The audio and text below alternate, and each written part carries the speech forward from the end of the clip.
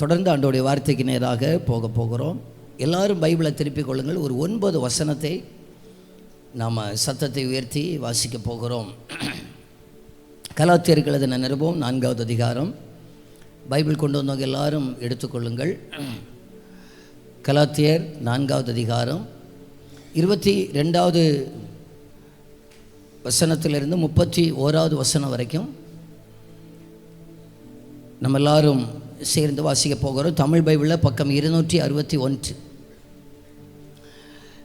நீங்கள் எடுக்காதவர்கள் அந்த டிஸ்பிளே பார்த்து வாசித்து விடுங்கள். என் சத்தத்தை விட உங்கள் சத்தம் அதிகமாக இருக்க பாருங்கள். ஓகே, வாசிக்கலாம். ஆபிரகாமுக்கு 2 குமாரர் இருந்தார்கள் என்று எழுதியிருக்கிறது. ஒருவன் அடிமையானவளிடத்தில் பிறந்தவன், ஒருவன் சுயாதீனம் உள்ளவிடத்தில் பிறந்தவன்.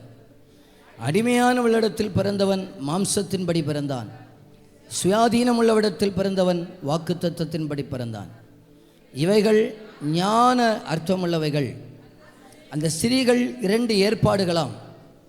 ஒன்று சீனாய் மலையில் உண்டான ஏற்பாடு, அது அடிமைத்தனத்திற்குள்ளாக பிள்ளை பெறுகிறது. அது ஆகார் என்பவள் தானே. ஆகார் என்பது அரபி தேசத்தில் உள்ள சீனாய் மலை. அந்த ஆகார் இப்பொழுது இருக்கிற எருசலேமுக்கு சரி. இவள் தன் பிள்ளைகளோடு கூட அடிமைப்பட்டிருக்கிறாளே. மேலான எருசலேமோ சுயாதீனம் உள்ளவள், அவளே நாம் எல்லாருக்கும் தாயானவள். அந்தபடி பிள்ளை பெறாத மலடியே, மகிழ்ந்திரு, கர்ப்ப வேதனைப்படாதவளே, களிப்பா எழும்பி ஆர்ப்பரி. புருஷன் உள்ளவளை பார்க்கலாம் அநாதை ஸ்திரீகளுக்கு அதிக பிள்ளைகள் உண்டு என்று எழுதியிருக்கிறது. சகோதரரே, நம் ஈசாக்கை போல வாக்குத்தத்தத்து பிள்ளைகளாக இருக்கிறோம். ஆகிலும் மாம்சத்தின்படி பிறந்தவன் ஆவியின்படி பிறந்தவனை அப்பொழுது துன்பப்படுத்தினது போல இப்பொழுதும் நடந்து வருகிறது. அதை குறித்து வேதம் என்ன சொல்கிறது? அடிமையானவளின் மகன் சுயாதீனம் உள்ளவனுடைய குமாரனோட சுதந்திரவாளியாக இருப்பதில்லை. ஆகையால் அடிமையானவளையும் அவருடைய மகனையும் புறம்பே தள்ளு என்று சொல்லுகிறது. இப்படி இருக்க சகோதரரே, நாம் அடிமையானவளுக்கு பிள்ளையாக இராமல் சுயாதீனம் உள்ளவளுக்கே பிள்ளைகளாய் இருக்கிறோம். எல்லாத்தையும் விளக்கிறதுக்கு நேரம் இல்லை. 28வது வசனத்தை திரும்ப ஒன்று வாசிக்கலாம். சகோதரரே, நாம் ஈசாக்கை போல வாக்குத்தத்தத்து பிள்ளைகளாக இருக்கிறோம். இந்த காலைவேளையிலே என்னுடைய செய்திக்கு ஒரு தலைப்பு கொடுக்க வேண்டுமேயானால், நாம் ஈசாக்கை போல வாக்குத்தத்தத்து பிள்ளைகள். எல்லாரும் சொல்லுங்க, ஈசாக்கை போல வாக்குத்தத்தத்து பிள்ளைகள். அப்போஸ்தலனாகிய பவுல் இந்த கலாத்திய சபையை அவர் உற்சாகப்படுத்துகிறார். இயேசு கிறிஸ்துவை மையப்படுத்தி, கிறிஸ்துவுடைய சிலுவை மரணத்தை மையப்படுத்தி கலாத்தியர்கள் எழுதின நிருபத்தை பவுல் எழுதியிருக்கிறதை பார்க்க முடியும். அவர் அங்கே இயேசு கிறிஸ்துவை மையப்படுத்தி அவரால் எனக்கு என்ன கிடைத்தது என்பதை அவர் சொல்லுகிறார். ஆபிரகாமுக்கு 2 பிள்ளைகள் இருந்தார் என்று தொடங்குகிறார். என்னை பார்த்து கொள்ளுங்கள். ஒருவன் இஸ்ரவேல், அவன் தான் முந்தி பிறந்தாள். அவன் அடிமையானவளுக்கு பிறந்தவள். ஈசாக்கை சொல்லுகிறார், அவன் சுதந்திரவாளியாக பிறந்தவர். இவர்கள் 2 பேரும் 2 ஏற்பாடு. நம்ம பாசையில் சொல்லணும்னா அது பழைய ஏற்பாடு, இது புதிய ஏற்பாடு. இது 2 ஏற்பாடுகளை குறித்து சொல்லப்பட்டிருக்கிறது. அந்த ஆகார், அவளுக்கு பிள்ளை பிறந்தது. அந்த ஆகார் சீனாய் மலை, அங்கே இருந்து பிறந்த கட்டளைகளினால் அது அவர்களை அடிமையாக மாற்றுகிறது. இங்கே ஈசாக்கு பிறந்தது, அவன்தான் வாக்குத்தத்தத்தின் பிள்ளைகள். இயேசு கிறிஸ்துவை சொந்த இரட்சகராக ஏற்றுக்கொண்டவர்கள். நாம் அடிமைகளுக்கு பிறந்தவர்கள் அல்ல, நாம் அடிமைகள் அல்ல, நாம் வாக்குத்தத்தத்தை சுதந்தரிப்பதற்காக அழைக்கப்பட்டவர்கள். இயேசு கிறிஸ்துவினால் ஆபிரகாமுடைய சந்ததியாக நம்மையும் ஆண்டவர் மாற்றி இருக்கிறார் என்கிற ஒரு சத்தியத்தை இங்கே சொல்லி புரிய வைக்கிறார். கூடவே சொல்கிறார், அந்த ஆகாருக்கு பிறந்த இஸ்மவேல் அவன் மாம்சத்துக்குரியவன், இந்த ஈசாக்கு ஆவிக்குரியவன். மாம்சத்துக்குரியவன் ஆவிக்குரியவனை அன்றைக்கு துன்பப்படுத்தினது போல இன்றைக்கும் துன்பப்படுத்துகிறார் என்று சொல்லி, இந்த ஈசாக்கிலிருந்து ஈசாக்கை போல நாமும் வாக்குத்தத்தத்தின் பிள்ளைகளாக இருக்கிறோம். நான் நம்புகிறேன் இந்த இடத்தில் இந்த காலை வேளையில் வந்திருக்கிற நாம் எல்லாரும் கர்த்தராகிய இயேசுவை சொந்த இரட்சகராக ஏற்றுக்கொண்டவர்கள். இயேசுவை சொந்த இரட்சகராக ஏற்றுக்கொண்ட நாம் ஈசாக்கை போல வாக்குத்தத்தத்தின் பிள்ளைகளாக இருக்கிறோம். இனி நாம் அடிமைக்குரியவர்கள் அல்ல, அடிமைக்கு பிறந்தவர்கள் அல்ல. இரட்சகராகிய இயேசு கிறிஸ்துவை சொந்த இரட்சகராக ஏற்றுக்கொண்டதினால அவர் நம்மை வாக்குத்தத்தத்தின் பிள்ளைகளாக கர்த்தர் நம்மை மாற்றியிருக்கிறார். ஆனபடினால நம்ம எல்லாரும் நம்புவோம், கர்த்தர் எனக்கு கொடுத்த வாக்குத்தத்தத்தை இந்த ஆண்டிலேயும் வாக்குத்தத்தத்தின்படி அவர் நிறைவேற்றி அவர் வல்லமை உடையவராக இருக்கிறார். நான் அடிமையாக இருப்பேனே, ஆனால் என்னில் வாக்குத்தத்தம் நிறைவேறாது. நான் இயேசுவுக்கு நான் பிறந்ததினால், இயேசுவுக்குள்ளே இருக்கிறதினால் எனக்கு ஆண்டவர் சொன்ன அத்தனை வாக்குத்தத்தங்களும் ஆம் என்றும் ஆமேன் என்றும் அவர் எனக்கு நிறைவேற்றி தர போதுமானவராக இருக்கிறார். அவர் வாக்குத்தத்தத்தை நிறைவேற்றாமல் எனக்கு விடுவதே கிடையாது. சொன்னதை செய்து முடிக்கிறது வரைக்கும் அவர் என்னை விட்டு விலகுவதும் இல்லை, என்னை கைவிடுவதும் இல்லை. அவர் எனக்கு சொன்ன நல்வார்த்தைகளில் ஒன்று கூட விழுந்து போகாது. அத்தனை வாக்குத்தத்தங்களையும் அவர் நிறைவேற்ற அவர் வல்லமையுடையவராக இருக்கிறார். அப்போ வாக்குத்தத்தத்தின் பிள்ளைகள் கடந்து வருகிற பாதைகளை குறித்து உங்களுக்கு 1-2 காரியங்களை உங்களுக்கு சொல்லுகிறேன். இப்போ ஆதியாகம புத்தகத்திலே வந்து விடுங்கள். ஆதியாகம புத்தகத்தில் வாக்குத்தத்தத்தின் பிள்ளைகளை முதல்ல ஆண்டவர் சோதனைக்குள்ளாக நடத்துகிறவராக இருக்கிறார். நான் அதிகாரங்களை சொல்லி விட்டு விடுகிறேன், தேவை உள்ள வசனங்களை மட்டும் வாசிக்கிறேன். நமக்கு தெரியும், ஆதியாகமம் 22வது அதிகாரத்தில் வாக்குத்தத்தத்தின் பிள்ளையாகிய ஈசாக்கை ஆண்டவர் பலியிடுவதற்கு கேட்டார். நாம தான் அந்த வாக்குத்தத்தத்தின் பிள்ளைகளாகிய ஈசாக்கை போல நாம இருக்கிறதினால் நம்ம தான் பலிபிடத்திலே வர வேண்டிய பலிகளாக இருக்கிறோம். ரோமர் 12:1 இருக்கிறது, நம்முடைய சரீரங்களை ஜீவ பலியாக ஒப்பு கொடுக்க வேண்டும், அதுவே புத்தி உள்ள ஆராதனை என்று சொல்லப்பட்டிருக்கிறது. அப்போ வாக்குத்தத்தத்தின் பிள்ளைகள் ஜீவ பலியாக தங்களையே ஒப்பு கொடுக்கிறவர்கள் தான் வாக்குத்தத்தத்தின் பிள்ளைகள். ஆராதனையில் ஏதோ பரவசத்தினால் வருகிறதல்ல, அர்ப்பணிப்பினால் வருகிறது. உண்மையான அர்ப்பணிப்பிலிருந்து நாம கரங்களை உயர்த்தினாலே அது ஒரு ஆராதனை. நம்முடைய சரீரங்களையே அர்ப்பணிக்கிறோம், அது ஆராதனை. கர்த்தர் என்னை நடத்தினார், இந்த தெய்வத்துக்கு முன்பாக நான் என்னையே அர்ப்பணிக்கிறேன் என்று கைகளை உயர்த்துவோமே, ஆனால் அதுவும் சரீரங்களே அர்ப்பணிக்கிறோம், ஆராதனை. முதல்ல வாக்குத்தத்தத்தின் பிள்ளை ஜீவ பலியாக பலிபீடத்திலே வருவான். எத்தனை பேர் சொல்லுகிறீங்க, என்னையே நான் பலிபீடத்திலே ஒப்பு கொடுக்கிறேன், ஏனென்றால் நான் வாக்குத்தத்தத்தின் பிள்ளையாக இருக்கிறேன். வாக்குத்தத்தத்தின் பிள்ளை. ஒருவேளை மரணமே என்னை சூழ்ந்தது போல இருக்கலாம், வாக்குத்தத்தத்தின் பிள்ளைகளுக்கு அவர் சொன்னதை செய்யாமல் மரணத்துக்கு அவர் ஒப்பு கொடுக்கிறவர் அல்ல, அதை நிறைவேற்றி முடிக்கவே அவர் வல்லமையுடையவராக இருக்கிறார். சத்தம் கேட்கும், வாக்குத்தத்தத்தின் பிள்ளைகளுக்கு சத்தம் கேட்கும். ஆபிரகாமே ஆபிரகாமே பிள்ளை ஆண்டான் மேலே கை போடாதேன்னு சொன்னது போல நம்ம வாக்குத்தத்தத்தின் பிள்ளைகளுக்கு விரோதமாக எழும்புகிற எதுக்கு மேலே விரோதமாகவும் சத்தம் கேட்கும். அது என்னுடைய பிள்ளை ஆண்டான், அது என்னுடைய பிள்ளை ஆண்டான். இப்போ எத்தனை பேர் சொல்லுகிறீங்க, பரலோகம் பிள்ளையாண்டான் மேல் கை போடாத என்று? வாக்குத்தத்தத்தின் பிள்ளையாக ஈசாக்குக்கு மட்டுமல்ல, என்னை பார்த்தும் சொல்லும், இவன் என்னுடைய பிள்ளையாண்டான், இவன் என்னுடைய பிள்ளை, இவன் என்னுடைய பிள்ளை. அன்றைக்கு அந்த ஈசாக்கை பார்த்து சொன்னார், உன் புத்திரன் என்று சொன்னார். இன்றைக்கு நம்மை பார்த்து சொல்லுவார், புத்திர சுபிகாரத்தின் ஆவியை தந்து பரலோகத்தின் புத்திரராக கர்த்தர் நம்மை மாற்றியிருக்கிறார். நம்ம யார் என்று கேட்டால், நான் பரலோகத்துக்கு பிள்ளை. சொல்லுங்க சொல்லுங்க பார்க்கலாம். அந்த வலது கையை உயர்த்தி சொல்லுங்க, நான் பரலோகத்துக்கு பிள்ளை, நான் தேவனுக்கு பிள்ளை. ஆண்டவர் என்னை தெரிந்து கொண்டார், நான் பரலோக தேவனுக்கு பிள்ளையாக இருக்கிறேன். ஆமாம், அவருக்கு மட்டும் நம்ம பிள்ளையாக இருக்கிறதுனால எந்த சத்துரு நம்மை தொடுவதற்கு ஒப்பு கொடுக்க மாட்டார். சொல்லுவார், பரத்திலிருந்து உத்தரவு வரும், கை போடாதே, தொடாதே, அந்த அவர்களுக்கு விரோதமாக எழும்பாதே, ஏனென்றால் அது வாக்குத்தத்தத்தின் பிள்ளை, அவர்கள் சுதந்திரவாளிகள். அவர்கள் சுதந்திரிக்க வேண்டியது இருக்கிறது. அப்பாவுக்கு நல்ல ஒரு கைத்தட்டு கொடுத்துருங்க பார்க்கலாம். நல்ல கரங்களை தட்டி ஹல்லேலூயா. ஸ்தோத்திரம் ஸ்தோத்திரம் ஸ்தோத்திரம் ஸ்தோத்திரம் ஸ்தோத்திரம். அடுத்ததாக ஒரு சில காரியங்களை வேக வேகமாய் சொல்லுகிறேன்.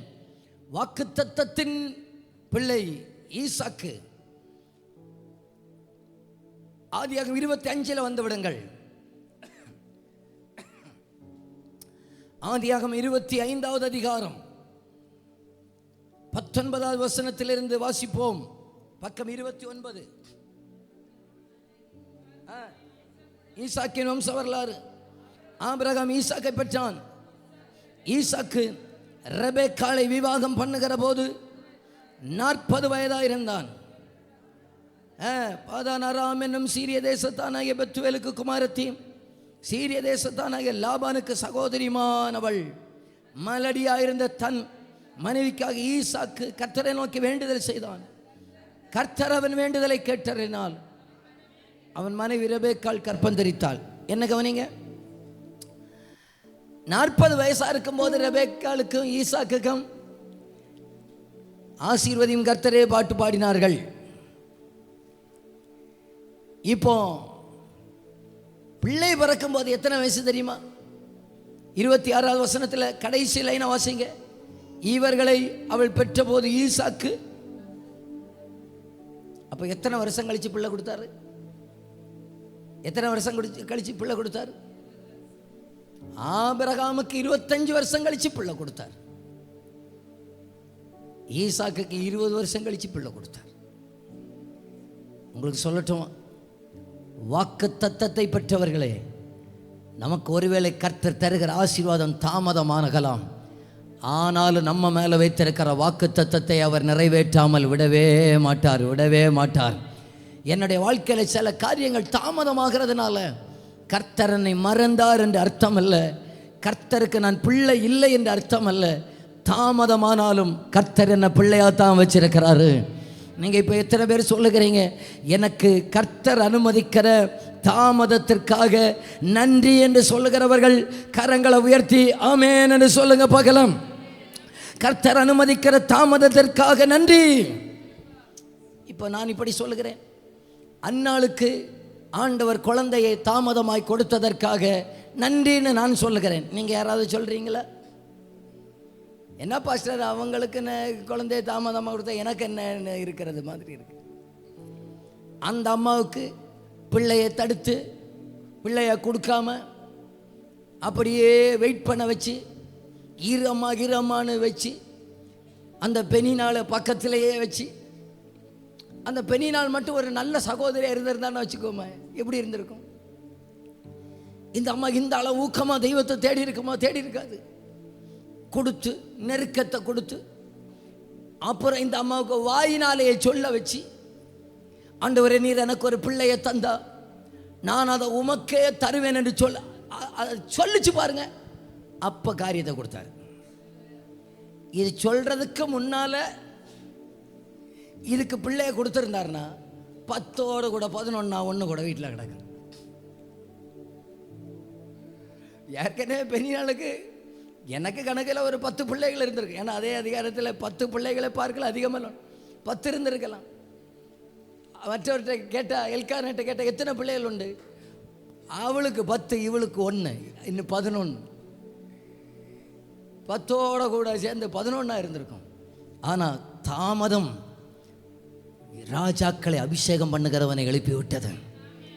தாமதம் உலகத்தை அசைக்கிறவரை எழுப்பி விட்டது. தாமதம் அதிகாரம் உள்ளவனை எழுப்பி விட்டது. தாமதம் பராக்கிரமசாலியை எழுப்பி விட்டது. தாமதம் ஒரு நியாயாதிபதியை எழுப்பி விட்டது. தாமதம் தேவனுடைய அழைப்பு பெற்றவர்களை கண்டுபிடிக்கிறவனை எழுப்பி விட்டது. நம்முடைய வாழ்க்கையில் தேவன் அனுமதிக்கிற தாமதத்திற்காக ஆண்டவருக்கு நன்றி செலுத்துங்கள். கர்த்தர் எனக்கு தாமதித்ததினால், எனக்கு சில நன்மைகள் தாமதம் பண்ணுகிறதினால் அவர் என்னை மறந்தார் என்று அர்த்தம் அல்ல. இன்னும் நான் வாக்குத்தத்தத்தின் பிள்ளையாக இருக்கிறேன். கையை தட்டி ஆமென் என்று சொல்லுங்க பார்க்கலாம். நல்ல கரங்களை தட்டி சொல்லுங்க பார்க்கலாம். ஆண்டவரே சில நன்மைகளை நீரே தடுத்தீர், நீரே தாமதம் பண்ணுமாக என் கையில் கொண்டு வருகிறீர். அத்தனையும் நன்மைக்கே, அத்தனை நன்மைக்கே. என்ன பாஸ்டர், அது நடக்கும், இது நடக்கும், அப்படி நடக்கும், இப்படி நடக்கும்னு நான் சொல்கிறாங்க.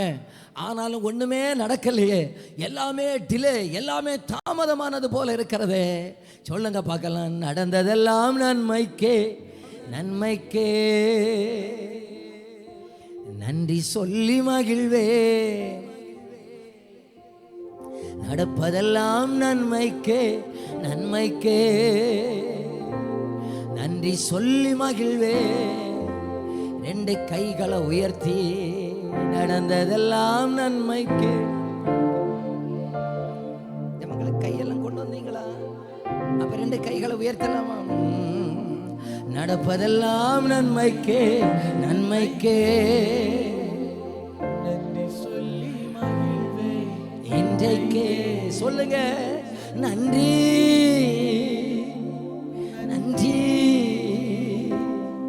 எல்லாம் நன்மைக்கே. நன்றி நன்றி நன்றி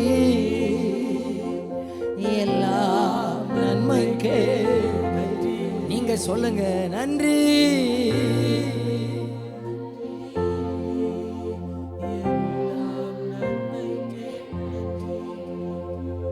தாமதமாகிறதா? வாக்குத்தத்த சந்ததி யாக்கோபு வெளிப்பட போகிறான் என்று அர்த்தம். தாமதமாகிறதா?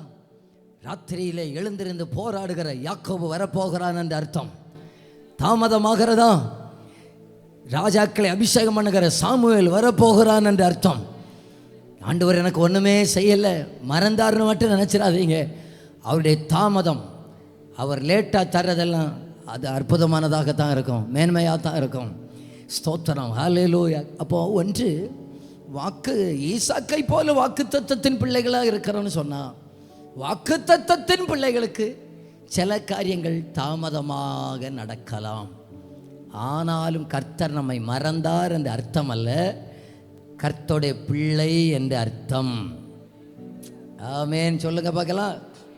சரி, இனி நமக்கு திருவருட ஆராதனை இருக்கிறதுனால வேகமாக ஒன்று ரெண்டு காரியங்களை டக்குன்னு சொல்லி இப்போ நம்ம 26வது அதிகாரத்தில் வரப்போகிறோம். 26வது அதிகாரத்தில் வந்துருங்க பார்க்கலாம். 26வது அதிகாரம் 1வது வசனத்தை வாசிக்கலாம். ஆபிரகாமின் நாட்களில் உண்டான பஞ்சத்தை அல்லாமல் பின்னும்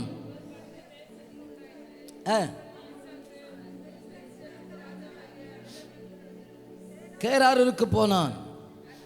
கர்த்தர் அவனுக்கு தரிசனமாகி, நீ எகிப்துக்கு போகாமல் நான் உனக்கு சொல்லும் தேசத்திலேயே குடியிரு. அப்போ இரண்டாவதாக,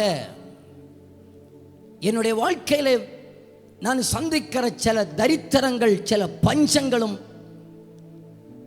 நான் வாக்குத்தத்தத்தின் பிள்ளைகள் அல்ல என்று அர்த்தம் அல்ல.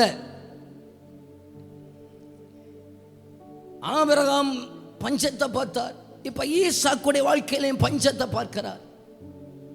இப்ப இவருக்கு மனசில் என்ன நினைக்கிறார்? நினைத்திருக்கலாம், ஆண்டவர் என்ன கைவிட்டுட்டாரோ, ஆண்டவர் என்ன மறந்துட்டாரோ, ஆண்டவர் என்ன விட்டு விலகிட்டாரோ, ஆண்டவர் எனக்கு உதவாம இருப்பாரோ. பஞ்சம் கடுமையாக இருந்திருக்கலாம். அதன் மத்தியிலையும் இருதயத்தில் முறுமுறுக்க வேண்டாம். இந்த பஞ்சங்கள் உலகத்துக்கு பஞ்சமாக இருக்கலாம், ஆனால் தேவ பிள்ளைகளுக்கு கர்த்தர் நம்மை நடத்துவார் என்பதை உணர்த்துகிற பஞ்சங்களாக மாற்றுவார். திரும்ப சொல்லுகிறேன், சில பஞ்சங்கள் வாக்குத்தத்தத்தின் பிள்ளைகளை கர்த்தரே நடத்துவார் என்பதை உணர்த்துவதற்காக கர்த்தர் நமக்கு அனுமதித்திருக்கிறவராக இருக்கிறார். கோவிடு ஒன்று வந்துச்சு தெரியுமா? கோவிடு காலம் வந்துச்சா? தெரியாதோ? கொரோனான்னு ஒரு காலம் வந்துச்சா? எங்கள் வீட்டில் நாங்கள் 5 பேர். எங்கள் வீட்டில் ஒரு ஆளுக்கு லாக்டவுன்னா என்னன்னே தெரியாது. ஏனென்றால் லேட்டஸ்டாக பிறந்தவங்களுக்கு புரியாது இல்லையா? அதே போல் நமக்கு இந்த கொரோனா காலம் மறக்கவே கூடாதுன்னு 2 வருஷம் வீட்டுக்குள்ளே அடைச்சி போட்டிருந்தாலும் கஞ்சினாலும் பஞ்சம் இல்லாமல் ஆண்டவர் நடத்தினாரா இல்லையா? குறைவில்லாமல் நடத்தினாரா இல்லையா? என்னவோ ஒரு நியூஸ் வந்துச்சு இடையில, ரூபா நோட்டெல்லாம் இனியும் ஒருவேளை தடை பண்ணுவதற்கு வாய்ப்பு இருக்குன்னு வரட்டுன்னு. என்ன தடுத்தாலும் 10 ரூபா காயின் வரைக்கும் செல்லாதுன்னு அறிவித்தாலும் தேவ பிள்ளைகளை கர்த்தர் நடத்த அவர் வல்லமையுடையவராக இருக்கிறார். பஞ்ச காலத்திலேயும் எலியாவின் காலத்தில் ஒரு விதவையுடைய வீட்டில் எண்ணெய் மாவு குறையாமல் வற்றாமல் அதை செய்ய வல்லமை உள்ள கர்த்தர் இன்றைக்கும் ஜீவிக்கிறார். நமக்கும் அதை நடப்பிக்க அவர் வல்லமையுடையவராக இருக்கிறார். வாக்குத்தத்த பிள்ளைகளை சில பஞ்சத்தின் பாதையிலே நடத்தலாம், அதன் மத்தியிலே அவரே என்னை நடத்துவார். வலது கையை உயர்த்தி சொல்லுங்க பார்க்கலாம், நான் வாக்குத்தத்தத்தின் பிள்ளை, என்ன பஞ்சத்தில் நடத்தினாலும் அவர் நடத்துவார். சொல்லுங்க சொல்லுங்க பார்க்கலாம். வாயை திறந்து சொல்லுங்க, பிசாசு வெட்கப்படட்டுங்க. வாயை திறந்து சொல்லுங்க, நான் பஞ்சத்தில் நடந்தாலும் அதிசயமா என்ன நடத்துவார். ஏனென்றால் ஈசாக்கை போல நான் வாக்குத்தத்தத்தின் பிள்ளை. இந்த ஆண்டுல பஞ்சமே வந்தாலும் எங்களுக்கு கவலை இல்லை. நான் அப்பாவுக்கு பிள்ளை, நான் வாக்குத்தத்தத்தின் பிள்ளை, நான் சுதந்திரவாளி, நான் அடிமை அல்ல, நான் சுதந்திரவாளி. அவர்கள் தலைக்கு மேல கையை தட்டி ஆமென். பஞ்சமே வந்தாலும் நான் வாக்குத்தத்தத்தின் பிள்ளை. அவர் என்னை நடத்துவார், அவர் என்னை நடத்துவார், அவர் என்னை நடத்துவார். ஆனா கண்டிஷன் என்னன்னா, 2வது வசனத்தில் கர்த்தர் அவனுக்கு தரிசனமாகி, நீ எகிப்துக்கு போகாமல் நான் உனக்கும் சொல்ல தேசத்திலேயே குடியிரு. பஞ்சமே ஆனாலும் அப்பாவுடைய வார்த்தைக்கு கீழ்ப்படுகிறவர்களுக்காய் கர்த்தருக்கு நன்றி.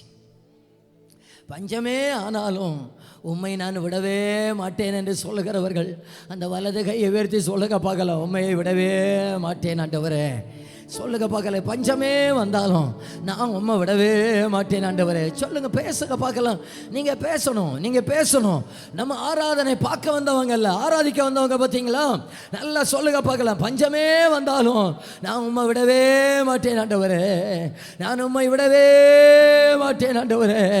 உங்க பாதத்தை பிடிச்சுக்குவேன் ஆண்டவரே, உங்க பாதத்திலே இருப்பேன் ஆண்டவரே, உங்க பாதத்திலே நடப்பேன் ஆண்டவரே. காற்று வீசட்டும், கடல் பொங்கட்டும், காற்று வீசட்டும், கடல் பொங்கட்டும், எனது நங்கூரம், எனது நங்கூரம். சொல்லுங்க பார்க்கலாம், காற்று வீசட்டும்,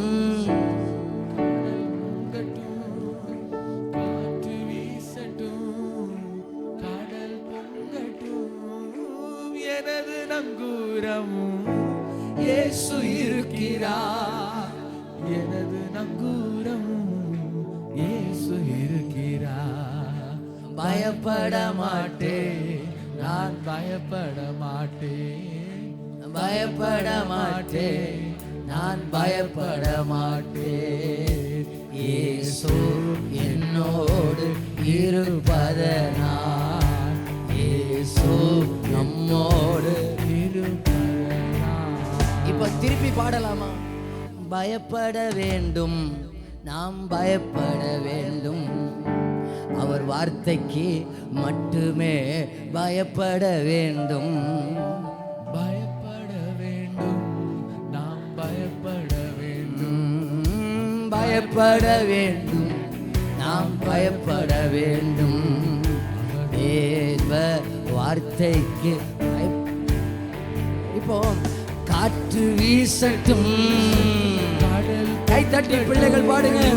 காற்று வீசட்டும், கடல் பொங்கட்டும், எனது நங்கூரம் இயேசு இருக்கிறார், எனது நங்கூரம்.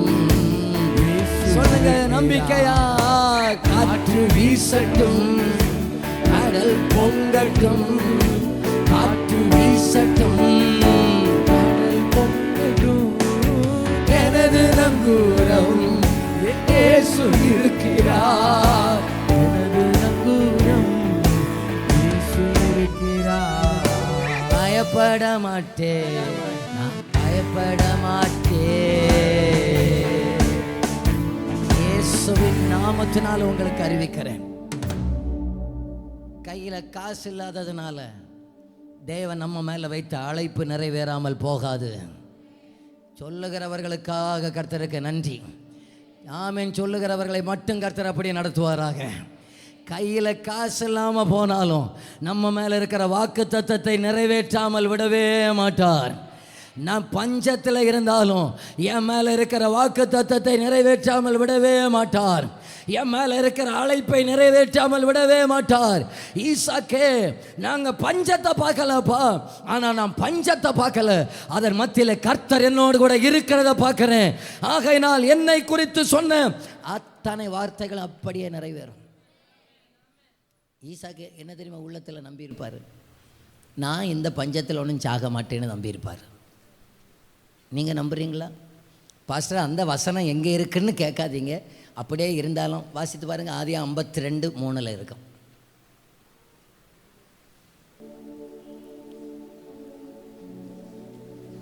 டக்குன்னு இருங்க.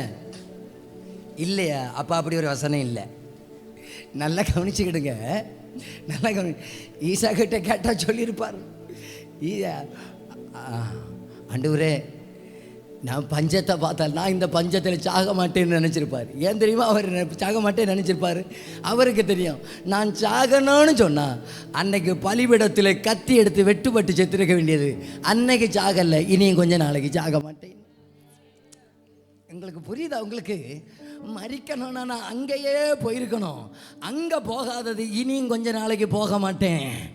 ஹல்லேலூயா. கத்திக்கு முன்னால் போகாதது இந்த நெருப்புக்கு முன்னால் போக மாட்டேன். இந்த பஞ்சத்தில் போக மாட்டேன்.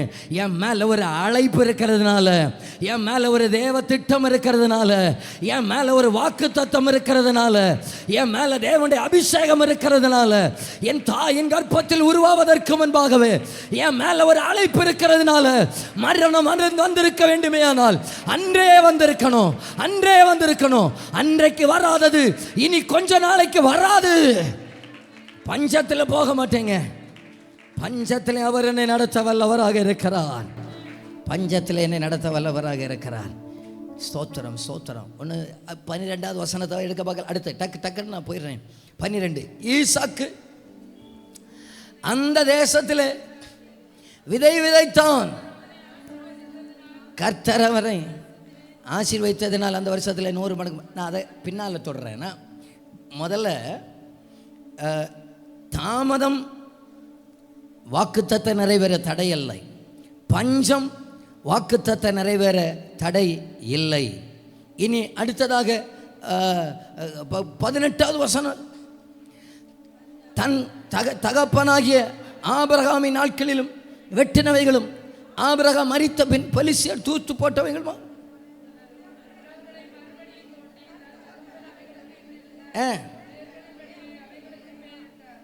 அடுத்து 22வது வசனத்தில்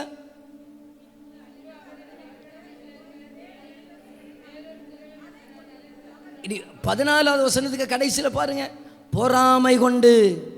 15வது வசனத்தில் தூர்த்து போட்டார்கள். அதுக்கு ஏன் 22வது வசனத்தை வாசிக்க சொன்னேன்னா, வாக்குவாதம் பண்ணி இருக்கிறார்கள். வாக்குவாதம் பண்ணினார்கள். 21 இருக்கிறது. வாக்குவாதம் பண்ணினார்கள். வாக்குவாதம், பொறாமை, இக்னோர் பண்றது, தூர்த்து போடுறது, இவையும் நம்முடைய வாக்கு தத்தம் நிறைவேறுவதற்கு தடை இல்லை. பாஸ்டர், நான் ரொம்ப கஷ்டப்பட்டு தோண்டி ரொம்ப கஷ்டப்பட்டு நானே ரொம்ப பிரயாசப்பட்டு நானே கட்டி எழுப்புன ஊழியம் பாஸ்டர், நானே கட்டி எழுப்புன எங்கள் தொழில் பாஸ்டர், நானே கட்டி எழுப்புனது பாஸ்டர்.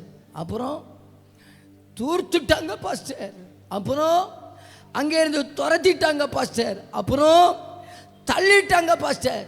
விட்டுறாதீங்க, அடுத்த ஒரு துறவை தோண்டுங்க. பொறாமையும் நம்ம மேலே அபிஷேகம் இருக்கிறதுனால எங்கே தோண்டினாலும் தண்ணி வரும், எங்கே தோண்டினாலும் நீரூற்று வரும். நம்ம மேலே வாக்குத்தத்தம் இருக்கிறதுனால எங்கே தோண்டினாலும் கர்த்தர் நீரூற்றை கர்த்தர் வைத்திருக்கிறார். என்ன செஞ்சாலும் கர்த்தர் நீரூற்றை தர வல்லவராக இருக்கிறார். பாஸ்டர், எங்கள் தொழில் நாங்கள் நினச்ச மாதிரி வரல. யாரோ குழி தோண்டி புதைச்சிட்டாங்க, அதை மூடிட்டாங்க, என்னை தள்ளிட்டாங்க.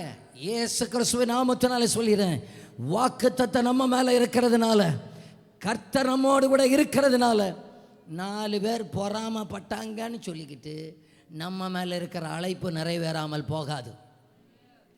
பக்கத்தில் இருக்கிறவங்க முகத்தை பார்த்து தீர்க்க தரிசனமான அந்த வார்த்தையை கையை பிடிச்சி சொல்லுங்க பார்க்கலாம். முதல்ல கையை பிடிங்க, பிறகு சொல்லலாம். ஒன்று முகத்தை பார்த்து முதல்ல ஒன்று சிரிங்க பார்க்கட்டு. இன்றைக்காவது சிரிங்க அவங்க முகத்தை பார்த்து சொல்லுங்க பார்க்கலாம். 4 பேர் திட்டுறதுனால, 4 பேர் பொறாமை கொண்டதுனால உங்கள் மேலே இருக்கிற அழைப்பு, உங்கள் மேலே இருக்கிற வாக்குத்தத்தம் நிறைவேறாமல் போகவே போகாது. சோர்ந்து போகாதீங்க.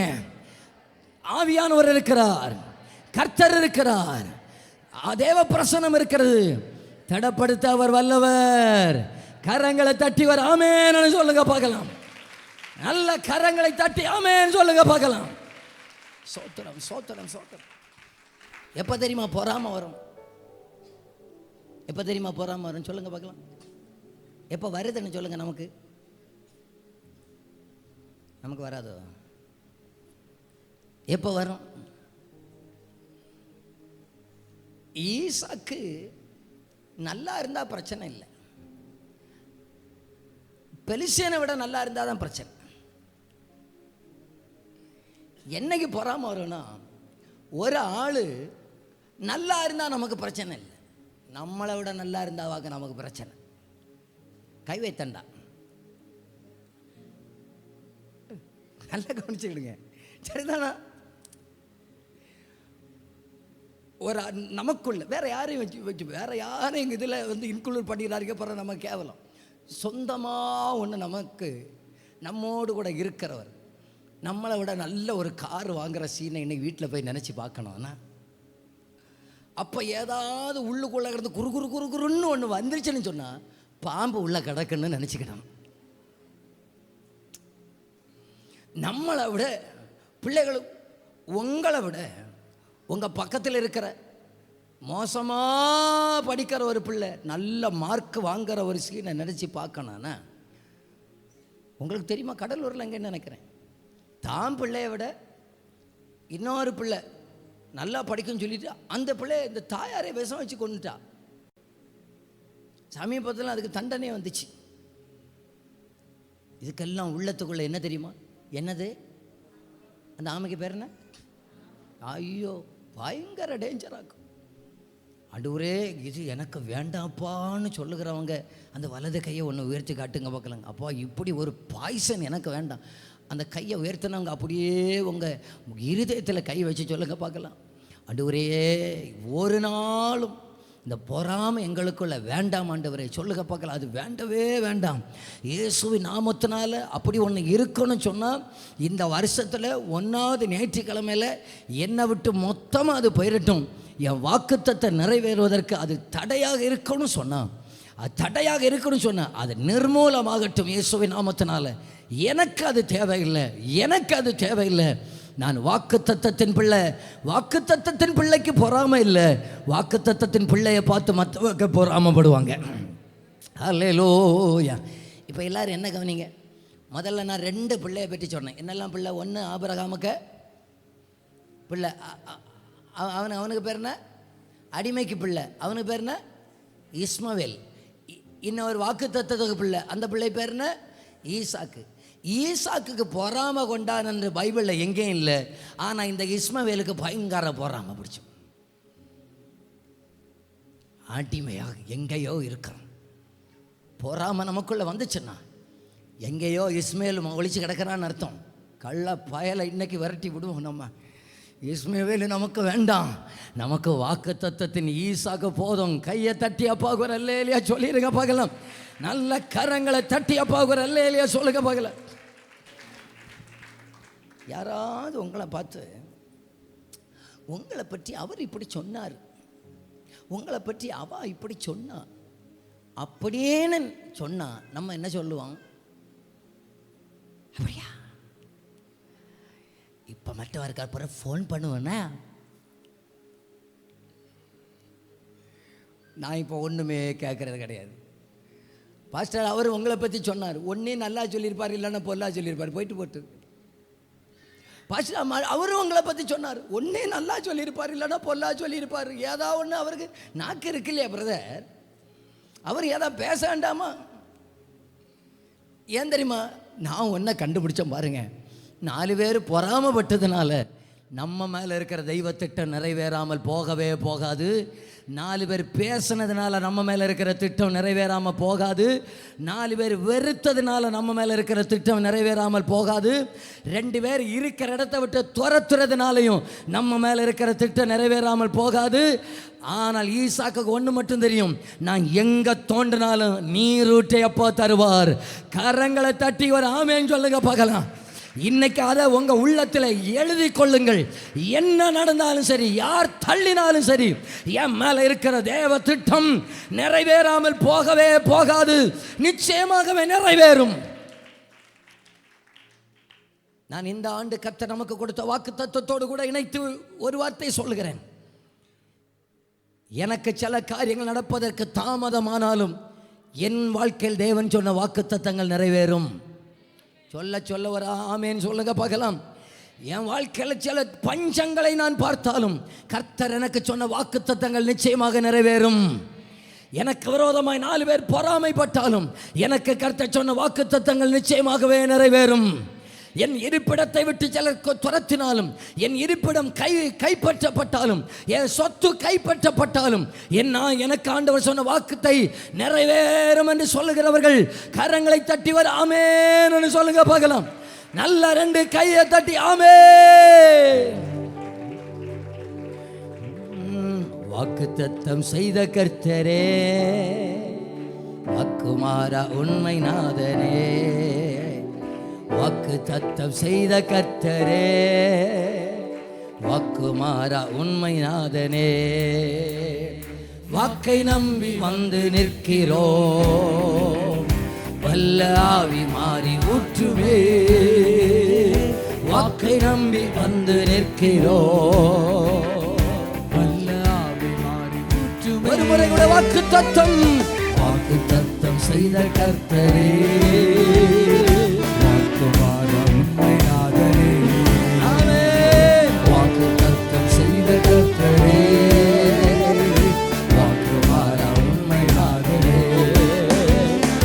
வாக்கை நம்பி வந்து நிற்கிறோ, வல்ல ஆவி மாறி ஊற்றுமே, உங்க வாக்கை நம்பி வந்து நிற்கிறோ, தலைக்கு மேல கையை தட்டி தேவனே நீர் பெரியவர், தேவனே நீர் பரிசுத்தர், தேவனே நீர் நல்லவர், தேவனே நீர் வல்லவர், வாக்கை நம்பி வந்து நிற்கிறோம், வல்ல ஆவி மாறி ஊற்றுமே, உங்க வாக்கை நம்பி வந்து நிற்கிறோம், வல்ல ஆவி மாறி ஊற்றுமே, ஊற்றுமே. கடைசியா 27வது அதிகாரம் 1வது வசனத்தை வாசிக்க பார்க்கலாம். சுவாரஸ்யமான ஒரு கதை சொல்லித்தாருன்னா 27:1 வாசிக்க பார்க்கலாம். ஈசாக்கு முதிர் வயதானதினால் அவன் கண்கள் இருளடைந்து பார்வையற்று போன போதும். இப்போ எல்லாரும் என்ன கவனிங்க, வாக்குத்தத்தம் பெற்றவருடைய கண்கள் இருளடைந்தது. ஏன்?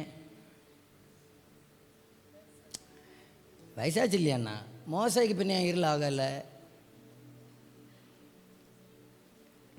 எல்லாரும் என்ன பார்த்துக்கிடுங்க, உங்களுக்கு ஒரு காரியம் சொல்லித்தாருன்னா,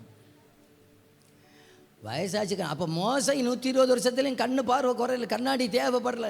இங்கே இருங்க, 40 கொண்டு நடக்கேன். மோசைக்கு 120 வயசுல ஆளுக்கு கண்ணாடி வேண்டான்னு. இப்போ நான் சொல்லட்டுமா, ஈசாக்கு இப்போ வயசாச்சு, கண்ணு பார்வை கொஞ்சம் குறைஞ்சிட்டு. நான் உங்களுக்கு சொல்லட்டுமா, என் தெய்வம் எனக்கு செய்கிற எல்லாமே நன்மைக்காக தான் செய்வார். நான் வாக்குத்தத்த சந்ததி பார்த்தீங்களா, எனக்கு செய்கிற எல்லாமே நன்மைக்காக தான் செய்வார், தீமைக்காக எதையும் செய்ய மாட்டார்னு சொல்லுகிறவங்க அந்த கரத்தை உயர்த்தி சொல்லுங்க பார்க்கலாம். எல்லாம் நன்மையாக. இப்போ கண்ணு பார்வை குறை இல்லைன்னா என்ன நடந்திருக்குன்னு சொல்லட்டுமா? நல்ல கண்ணாக இருந்திருந்தாருன்னா ஆசீர்வாதம் யாக்கோவுக்கு போயிருக்கு, அது ஏசாவுக்கு போயிருக்கும். ஆகையினால ஆண்டவர் பார்த்தாரு, இவனுக்கு கண்ணை ஒன்று பிளைண்ட் ஆக்குனாதான் எனக்கு திட்டம் உள்ளவனுக்கு ஆசீர்வாதம் போகும். ஆகையினால அங்கே அடைச்சி போட்டார். புரிஞ்சவங்களுக்காக நன்றி. இப்போ கதை சொல்லித்தாரு. ஈசாக்கு 2 பிள்ளைகள். ஒருத்தனுக்கு பேர் என்னது? ஏசா, இன்னொன்று யாக்கோபு.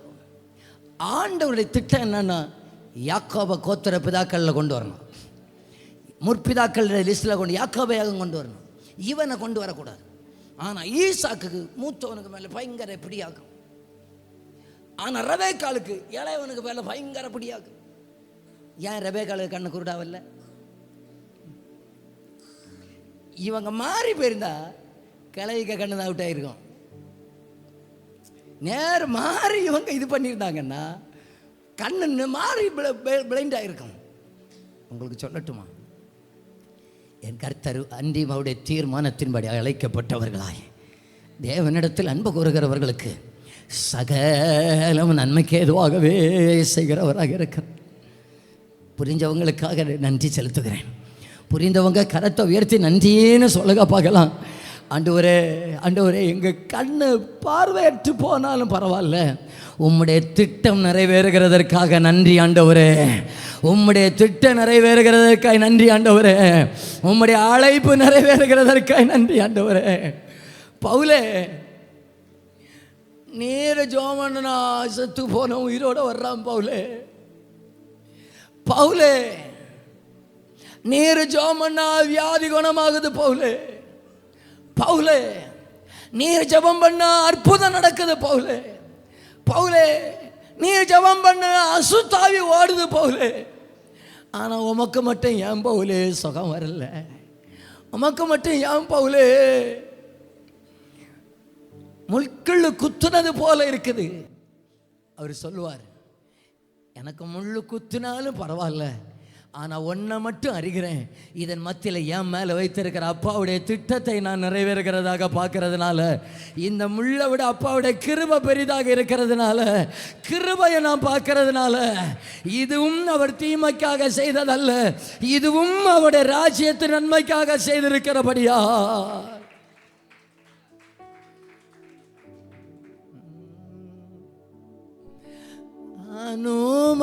அனுமதித்ததெல்லாம் நன்மைக்காக,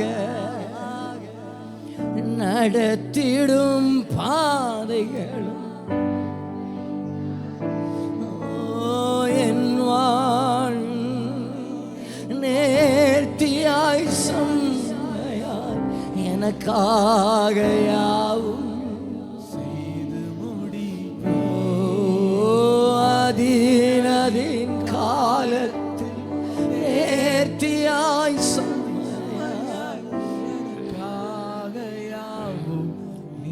வலது கரத்தை உயர்த்தி, உங்க கைகள் குறுகவில்லை,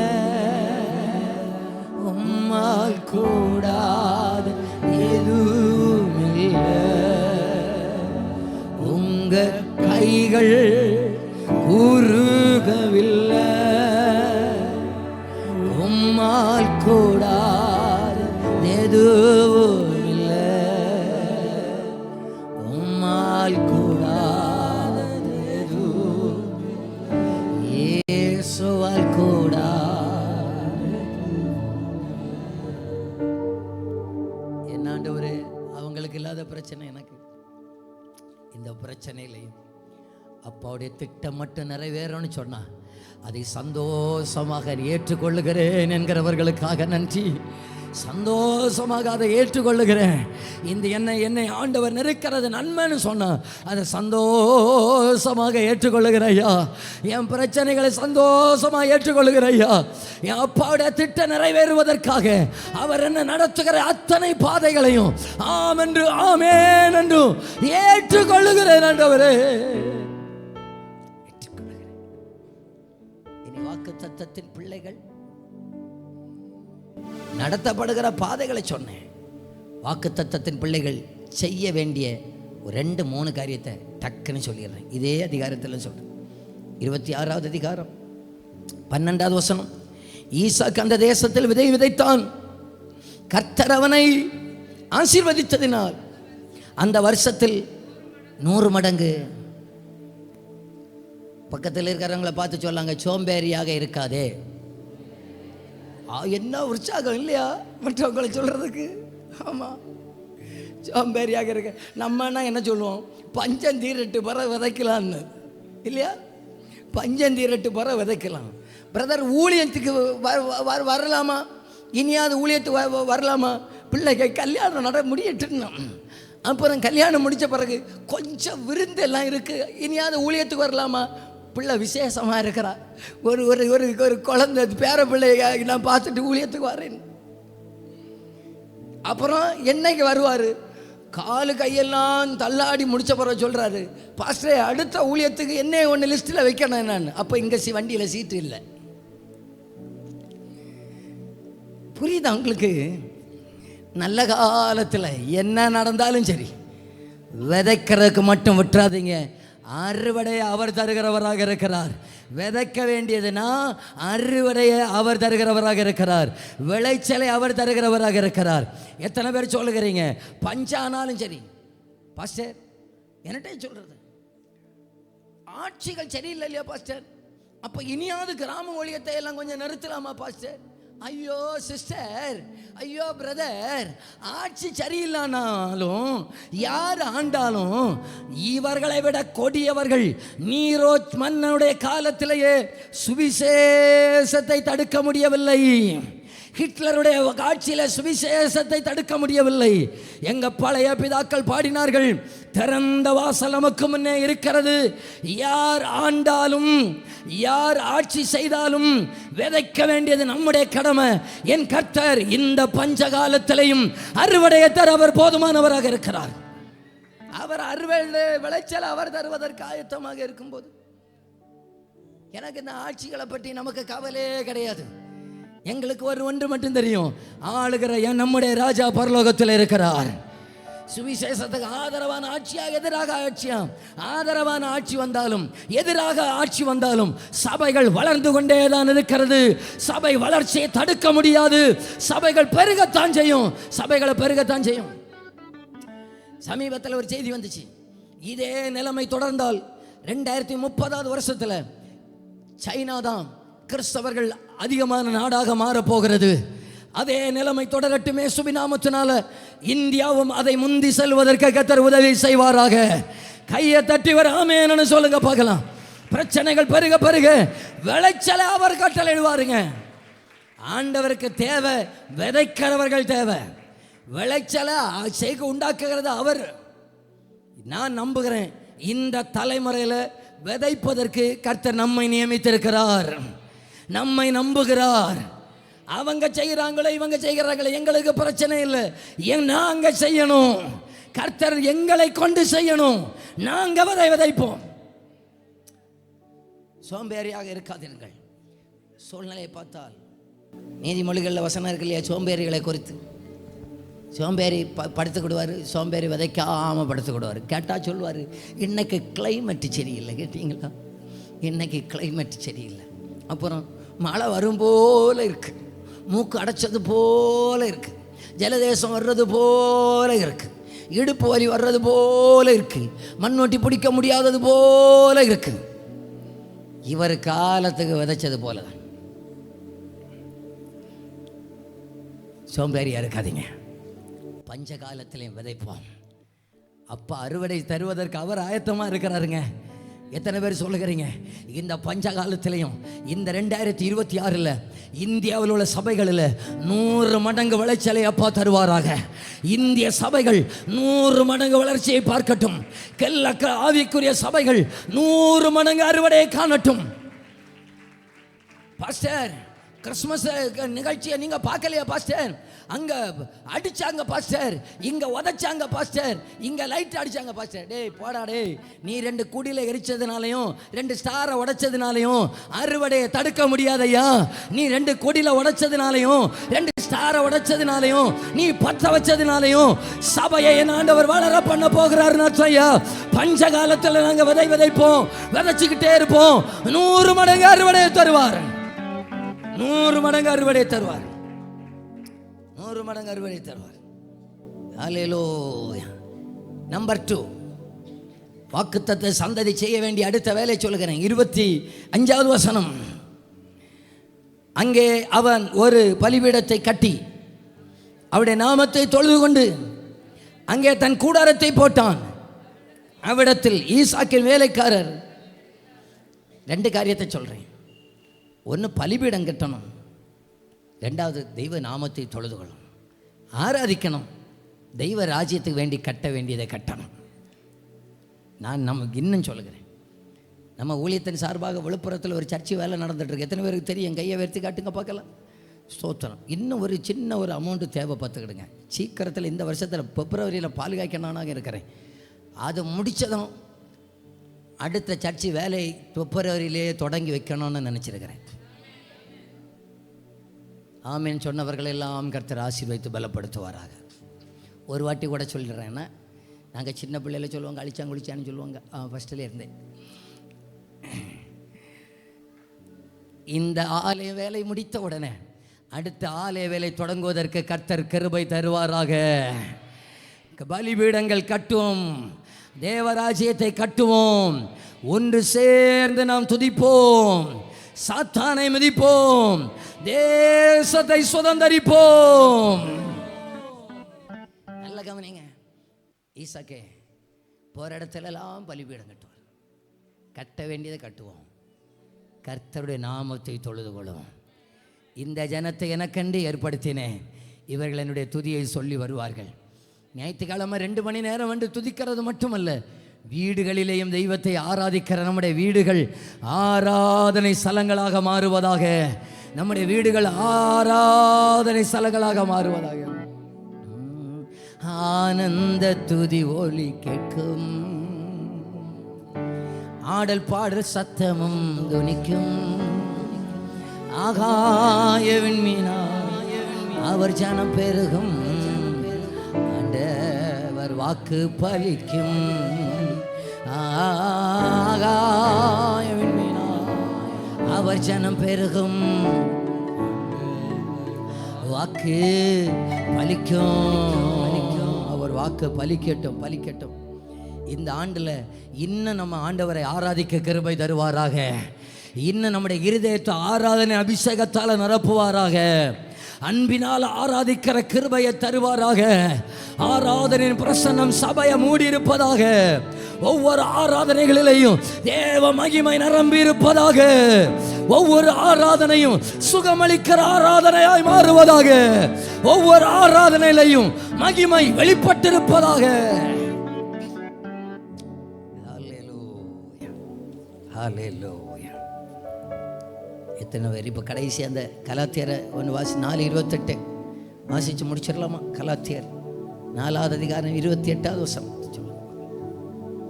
சகோதரரே,